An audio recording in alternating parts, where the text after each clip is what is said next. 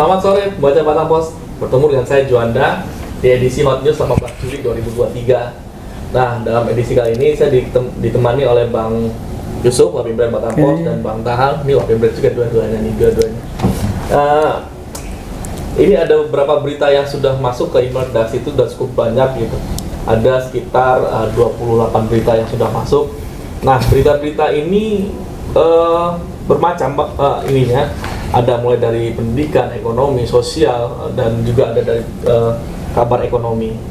Nah, ini saya baru lihat nih di ininya headline-nya Batam Pos hari ini ada desakan evaluasi sistem PPDB menguat gitu. Nah, ternyata memang kayaknya sistem PPDB ini harus diperbaiki karena nih dari temuan kami beberapa teman-teman reporter di lapangan, dari PPDB masih ada problem yang menyisa sampai saat ini walaupun sudah masa MPLS tuh ada beberapa sekolah sudah selesai, ada yang sudah masih berlanjut ini. Nah, ada juga dari kabar dari Aji juga ada. Juga nanti ada Dipsusnya Batam Pos yang selalu terbit setiap Selasa yang soal tentang tarif bongkar muat peti kemas yang. Nah, Bang, saya langsung ke Bang Yusuf aja ya. Oke. Bang, nih hari ini kan kita sudah membahas ini. Ada desakan evaluasi sistem PPDB. Ini berarti ada yang salah dong tentang sistem kita atau bagaimana?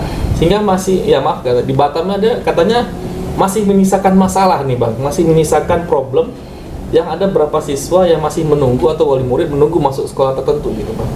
Bagaimana Bang? Ya, kalau kita lihat di tingkat lokal ya, kita di tingkat lokal itu masih ada ratusan calon siswa yang sampai sekarang belum ada kepastian diterima atau tidak di sekolah di Batam di tingkat SMA ya. Dan masih menunggu. SMK masih menunggu sampai sekarang. Padahal, ini sudah masuk MPLS. Sudah selesai nih Bang. Udah MPLS. Udah berjalan. Makanya dari itu. Tapi ada yang baru dari kemarin itu dari pihak SMA 1 Batam udah positif buka kelas online. Yang menurut ketua panitianya itu bisa setahun sampai 2 tahun mereka belajar secara online, tidak tatap muka sama sekali. Tapi kalau olahraga tetap datang ke sekolah. Ini bisa berdampak terhadap. Nah, ini yang kita khawatirkan. Ya, ini proses belajar mengajar. Kualitas belajar mengajarnya itu. Gini, karena akan berbeda loh ya Bang, online dan offline ini gitu. Dan kabarnya di SMA dan SMK negeri lainnya di Batam itu akan ikut SMA 1. Artinya mau buka kelas online juga. Kadisdik Provinsi Kepri apa katanya Bang? Iya kan, karena ini sudah terlalu banyak desakan, mungkin ngalah kali ya. Mungkin ngalah. Jadi akan kelas online jadi solusi, tapi itu sementara. Solusi tapi sementara. Sebenarnya bukan sesuatu yang bisa bakal lama ya ini ya. Enggak, itu kan nggak bagus juga buat kualitas pendidikan. Tapi kalau 2 tahun lama itu Pak. 2 tahun lama. Sampai lulus nggak punya kelas ya. Itu 2 tahun lama loh Bang. Kalau solusi itu sementara sebulan 2 bulan nggak apa-apa, tapi kalau 2 tahun itu lama. Mudah-mudahan ada solusi yang terbaik nih Bang terkait dengan masalah PPDB yang masih menggantung sampai saat ini. Iya. Nah Bang, selain dari kabar PPDB, ada kabar lain yang mungkin untuk di halaman 1 atau halaman Metro Batam Pos esok hari? Masih di halaman 1 ini masalah ekspor pasir ya.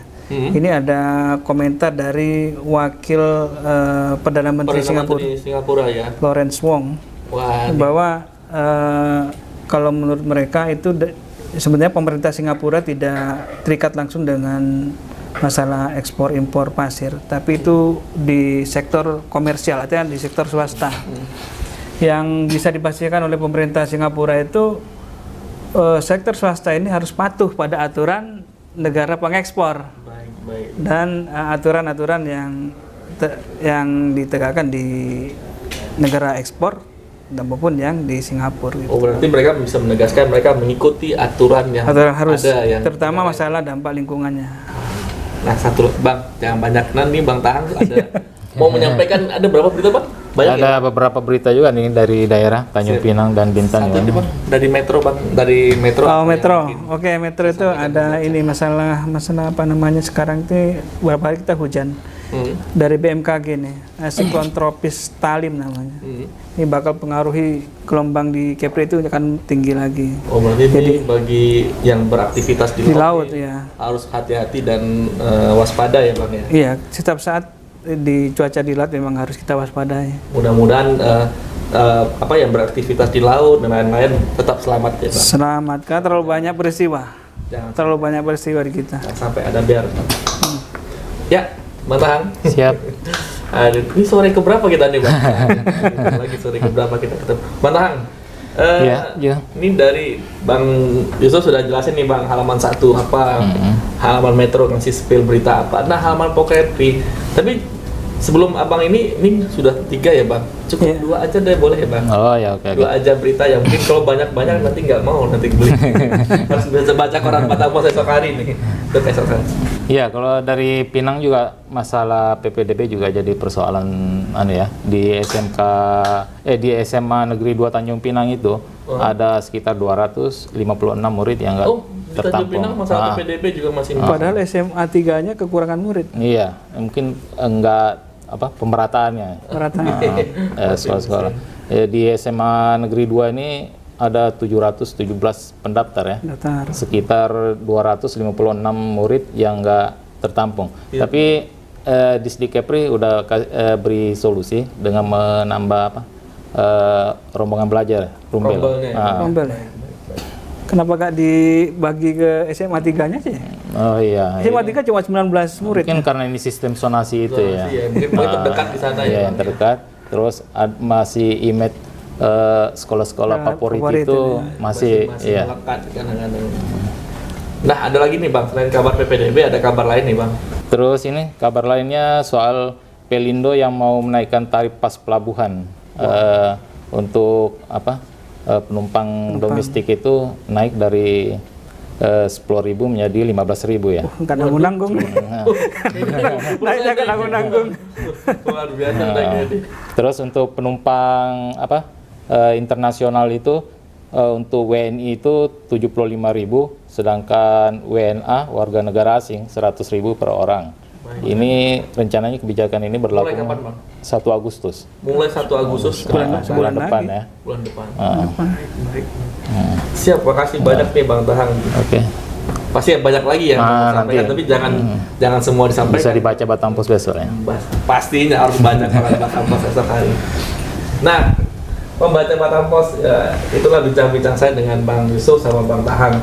Ada beberapa berita yang kami spill sedikit untuk bagian di halaman 1, ada juga halaman Metro dan juga halaman Pokepri. Nah, berita-berita yang kami sajikan itu benar-benar terkonfirmasi dan layak gitu. Dan kami pastikan berita itu adalah no hoax. Jadi berita-berita itu benar-benar melalui proses yang benar-benar ya secara jurnalistik baik lah. Nah, itu aja pembaca Batam Pos untuk edisi kali ini, dan ketemu lagi kita di edisi selanjutnya. Salam redaksi dan selamat sore.